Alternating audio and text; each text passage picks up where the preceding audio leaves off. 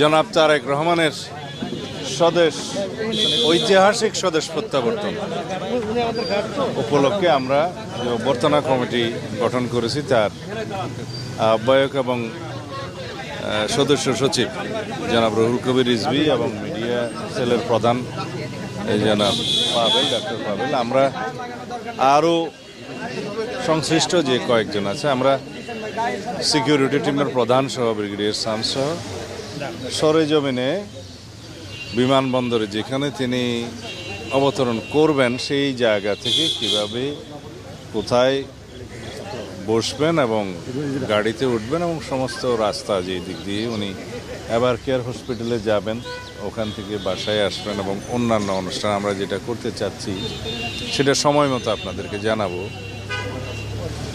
সেগুলো সরেজমিনে আমরা একটু পরিদর্শন করে এবং সংশ্লিষ্ট সকল কর্তৃপক্ষের সাথে একটু সমন্বয় করতে গিয়েছিলাম।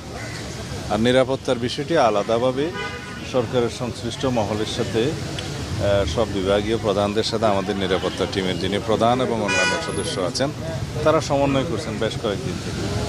সরকারের পক্ষ থেকে আমরা বেশ সহযোগিতা পাচ্ছি এবং আমরা সারা দেশের আমাদের সমস্ত জেলা পর্যায়ে, উপজেলা পর্যায়ে, ইউনিয়ন পর্যায়ে পর্যন্ত আমাদের সকল সংগঠনের, বিএনপি সহ সকল অঙ্গ সংগঠনের সকল নেতা কর্মীকে আমরা ইনস্ট্রাকশন দিচ্ছি কিভাবে তারা 24 তারিখের রাতের মধ্যে অথবা 25 তারিখের সকালের মধ্যে তারা আমাদের প্রিয় নেতাকে স্বাগত জানাতে ঢাকায় আসবেন।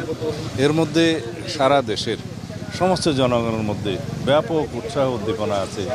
দীর্ঘ 17 বছরের রাষ্ট্রের নির্বাসিত জীবন শেষে আমাদের এদেশের গণতন্ত্রের রক্ষা কবচ, আমাদের আগামী দিনের আগামীর বাংলাদেশের যিনি নেতৃত্ব দেবেন ইনশাআল্লাহ তাকে এক নজর দেখার জন্য আমরা গণতন্ত্র অবমুক্ত করতে পেরেছি। ফ্যাসিবাদের বিরুদ্ধে সংগ্রাম করতে করতে এই ফ্যাসিবাদ বিরোধী রাজনৈতিক সংগ্রাম, গণতান্ত্রিক সংগ্রামের সুদীর্ঘ 16-17 বছর তিনি নেতৃত্ব দিয়েছেন আমাদের।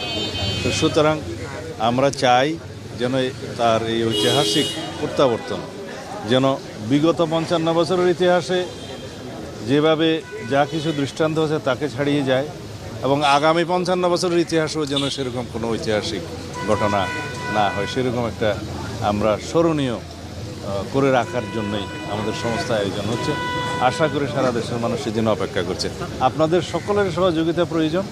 আমরা সময় মতো দেশের সকল media, electronic, print media, online media সহ সকলের সাথে এবং বিদেশি মিডিয়াও যারা এখানে কর্মরত আছে, কার্যকর আছে, তাদের সকলের সাথে কথা বলবো। আপনারা জানতে পারবেন আমরা একটু নকশাগুলো চূড়ান্ত করি।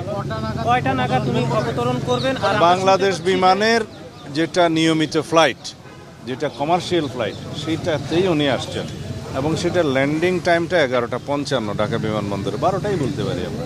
সংবর্ধনা কোথায় যাবে? 300 ফিটে দেওয়া হবে এমন একটা নিউজ।